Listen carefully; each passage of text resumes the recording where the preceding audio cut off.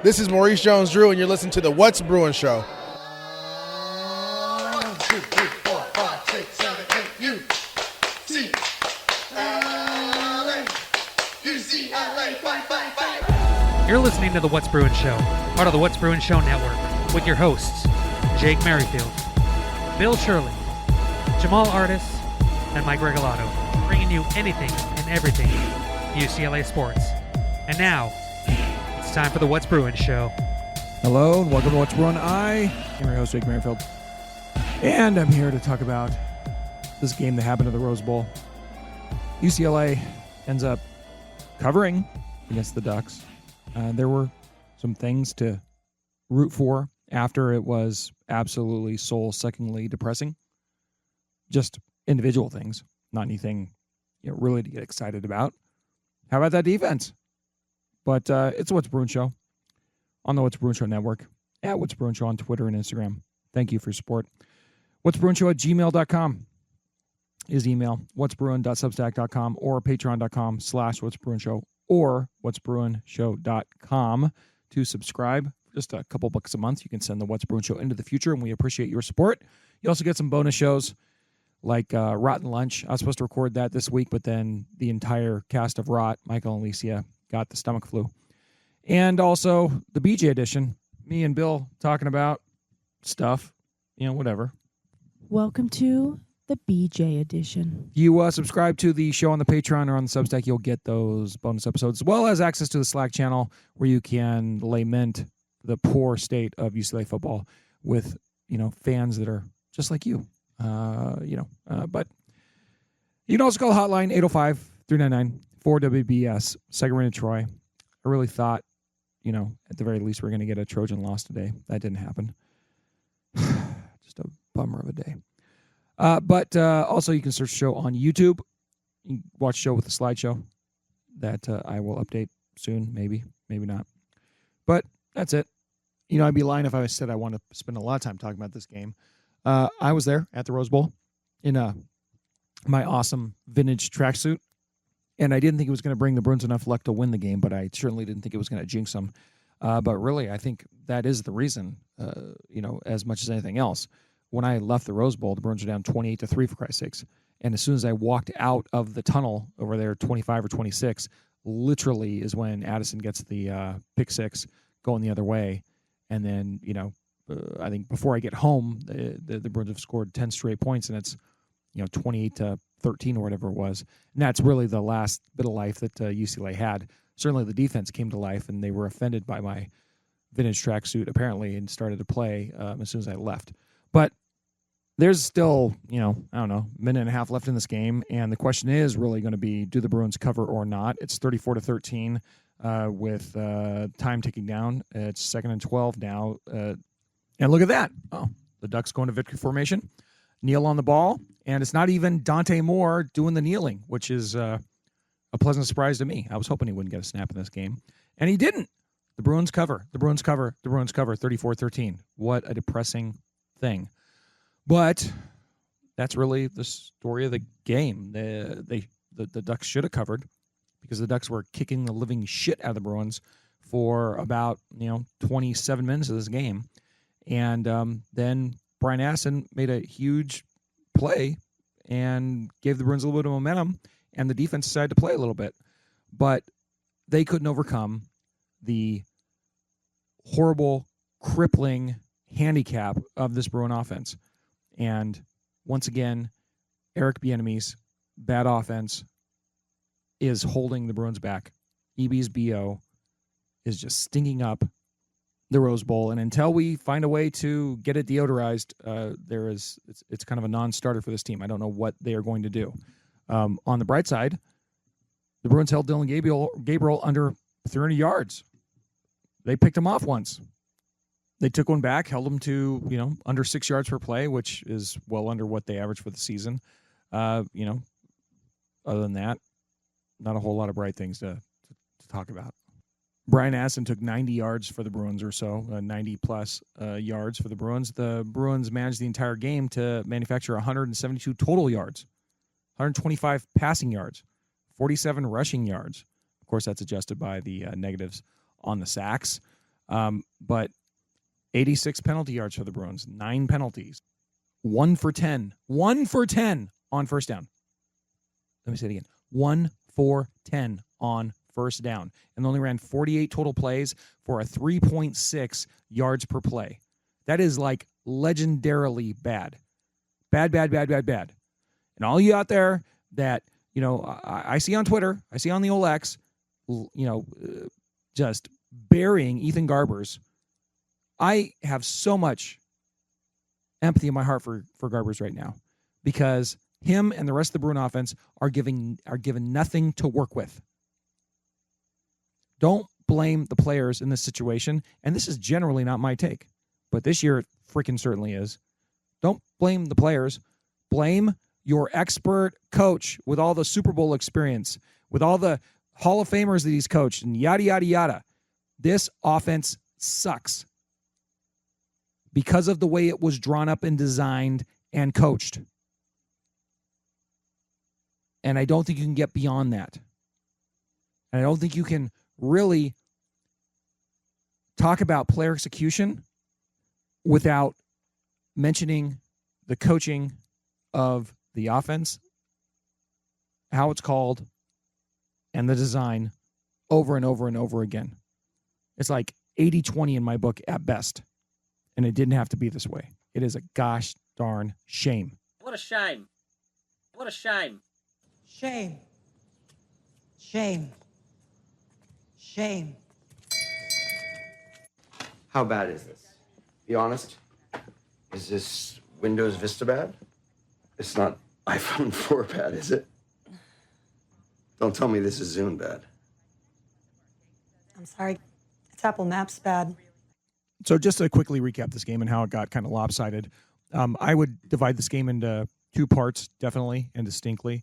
There was the part where Oregon kicked the living shit out of the Bruins because of how bad the offense was and how they just could not, claw their way to anything. Oregon built a pretty much an insurmountable lead. And then the Bruins at the end of the half stole some momentum back, and it kind of stalled the game out for another, quarter and a half, really.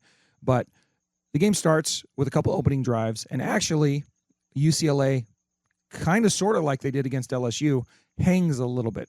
Oregon marches down the field just like LSU did in that first opening drive, scores in, just a few plays, barely meets any resistance, goes 80 yards, touchdown, bam, just like that. But UCLA gets the ball back, and they actually march down all the way down to the 12-yard line. At that point, I'm like, man, if they can, match this with a touchdown, that's saying something that's pretty good. Quasi Gilmore could they come out throwing to him early, and he makes a couple plays. They have some PI that aid them getting down the field, but they end up stalling. They settle for 3, and it's not the end of the world. It really isn't if they can, either force a 3 for Oregon or, gee whiz, even force nothing, right? Oregon quickly gets the ball downfield again, right? Now they're up 7-3, and they move the ball, but then now they have to settle for 3 right at the end of the quarter. And so after an entire 15 minutes of play, there's only been 3 drives. Oregon's had 2 of them, and they've scored on both of them, but they had to settle for a field goal on that second drive. So now it's only 10-3, and if the Bruins can respond with a score, then we're looking okay, I guess. But that's not what they do. Garbers instead throws an interception. And, there's moments when Garbers does things that, aren't ideal, that aren't great, bad plays. But like I said, I'm pointing towards the offense as a whole instead of singling out any one of these poor players that are put in this horrible position, right? But he throws an interception, and that's pretty much the ball game because Oregon scores on that one. Now it's 17-3. 12 minutes into with 12 minutes left in the second quarter. The next UCLA drive is, a 5-yard loss on a run, then a sack with holding that they decline. So now it's 3rd and 20, and they end up punting. And then Oregon gets a long bomb and a 2-point conversion. Now all of a sudden it's 25-3. Game over, done. UCLA has a 3-and-out. Oregon adds another field goal.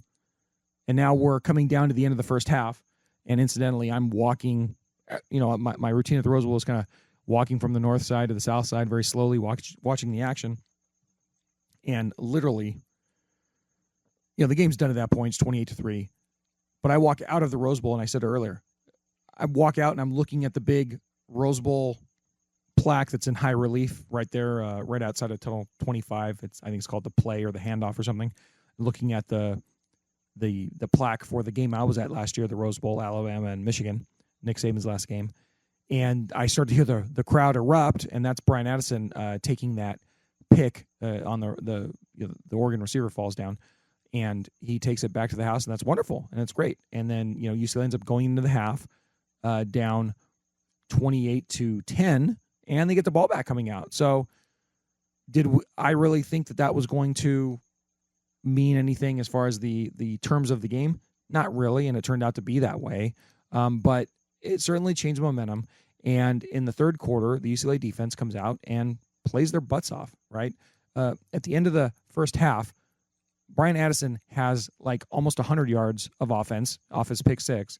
The actual Bruin offense was like at like 57. It's like absolutely ridiculous. But the third quarter starts. The Bruins actually get some points playing field position. Their first drive ends with a sack at midfield, but then the defense gets another stop. And then the second drive gets to midfield, and they have a holding, but then TJ gets a nice run, and it sets up a very nice 50-yard field goal. Great job. We love having a kicker and a punter, and that's awesome. And that is pretty much the apex of the Bruins in this game. It's 28-13. Actually, I shouldn't say that was the apex, because the next drive was because the defense gets another stop. So that's like 3 or 4 in a row. And they get they force a false start and tip the screen. That was pretty awesome. But then the Bruins throw another interception on like a little tip ball, and then Oregon gets that. And eventually, after a kind of fake out, another touchdown fumble return by the Bruins, it gets called back because Medrano manages to face mask and horse collar the ball carrier. That was pretty awesome. The Ducks end up scoring that drive, making it 35-13, and that's the final tally, right? It's all garbage time after that, right? And I would submit that it's pretty much garbage time after it's 28-3, but the Bruin defense certainly didn't treat it like that, and so I have to give kudos to them. That was great. The Bruin defense, Ike Malloy, they kept battling, and for that they get the only ballers of the game. I will tell you that. Well, and I'm not going to give the whole defense baller, but Brad Addison for sure, just a baller, man. I'm real happy he got to do that against his former team, and the defense, given what the situation was, they came out and they played as well as they could, and I'm proud of them for that. But that's really been the story of the season, right? The defense is not good in any stretch of the imagination, but their game, right? They'll battle. And in this game, it was the same formula as the LSU game, or really the Indiana game too. They came out and they would get a couple stops or force a field goal or whatever, do enough to give the Bruin offense the ball back. But the Bruin offense just has stretches where it is so incompetent. And this defense is not nearly good enough to overcome that. And that really is a shame. They would be just fine if the Bruins had any semblance of a competitive offense, but they do not. This is all-time bad sort of stuff. I mean, if you look back at just Division I college football, and you look at what 3.6 yards per play is, and pretty much any year you want to look at, that's going to be the bottom, probably 5% of the country in offense. If you're under 4 yards per carry, like if you're under like 5 yards per carry, you're probably, outside the top 100. If you're under 4 yards per carry, you are definitely like last in the country, or like third to last in the country, or something like that. And that's what we're dealing with. This is absolutely futile, right? And once again, a lot of people out there throwing darts at Garbers. I don't think it's his fault. I really don't. I don't think it's any of these offensive players' fault in this situation.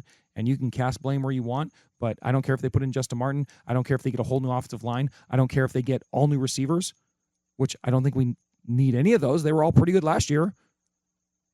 This offense is not going anywhere because it is so poorly conceived and coached and executed. And the execution part is defeated by the first two parts, the coaching and the design. They showed the stat on the broadcast after I got home. UCLA has the biggest drop in rushing yards from year to year that in the country this year, from 200 to like 50. Absolutely miserable. Absolutely miserable. What changed? Not really the personnel.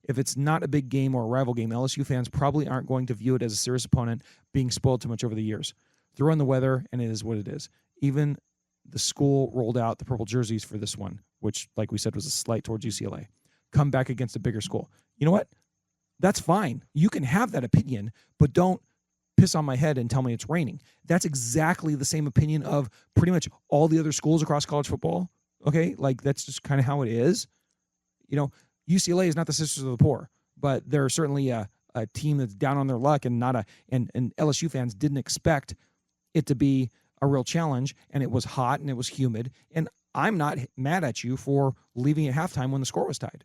But don't tell me that, oh my God, these fans are so dedicated. Oh my God, these fans are so like into their team. And oh my God, it's SEC wide and all that stuff. Whatever with all that. Okay. I know Nebraska fills up their stadium every year, sellout streak, regardless, year to year to year. And that's very impressive. But why is that? Oh, I don't know. Because it's the only thing for hundreds of miles to do. Because it's fucking Nebraska. So don't come at me, my team in LA, where you have, I don't know, every fucking pro team possible, another major university, and then yell at me for how UCLA fans support their team. If UCLA gave us a reason to support the team, and by the way, you're talking about a guy who's done a fucking podcast for 10 years about UCLA football. Talk about a thankless job. But don't come at me about how our fans act when I go across the country to see your great display. And by the way, it was a wonderful time. I had one. It was great. It was terrific. It was better than the UCLA experience right now because the people were there and they were in their seats, but they left early when the score was tied, which is just like every other fucking sports fan across the country. So whatever with your holier than thous in the SEC. Okay. The Godfather, Jim Bendat, went to Georgia, Alabama today. He got to witness that game live and in person. I'm glad he survived. The man has a heart condition, and those goddamn Georgia, Alabama put him through that. He did survive, and he's going to come home after he's on like a 3-week road trip, for Christ's sakes. But he was blessed by going to that ginormously huge game. Am I surprised that it was a ginormously huge game with a bunch of people in the stands? No. But I'm also not surprised that LSU fans leave at halftime when their team is tied at halftime because the weather is so, unappealing and horrid. So, whatever. Your fans just like we're fans. Stop throwing stones from your big-ass glass houses out there in the bayou. All right, I'm done. Next week's postgame, I don't know how it'll come together. It'll be just like the one from after Hawaii because I'm going to be doing it from Berkeley because we're going up to watch Megan, my daughter, who's in the Cal band, march at Cal Miami. And now we just found out the game day is going to be there, so she's going to have like the longest day of her life. God knows. I'm shaking my whiskey at you right now. God knows how long that's going to last as far as her day goes. But we're going to be there to watch it. And I'm going to find a way to watch UCLA at Penn State. And I'm going to do a postgame. And we'll see what happens. But thank you guys for your support. Call the show if you want. I'll play them on Tuesday. 805-399-4WBS. Support the show if you like.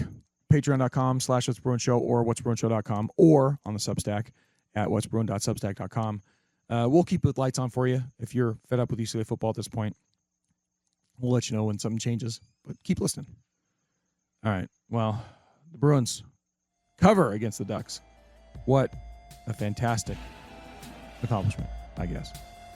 We'll see how they do in Happy Valley. Until next time, go Bruins. Good evening. Smoke 'em if you got 'em. That was the What's Bruin Show. Try us tomorrow. Same bat time, same bat channel. It's got to be in or out, Mom. In or out. Well, I need the door closed. Thank you for your cooperation. Dude, bro, we play some ball on the West Coast. The final word is boob.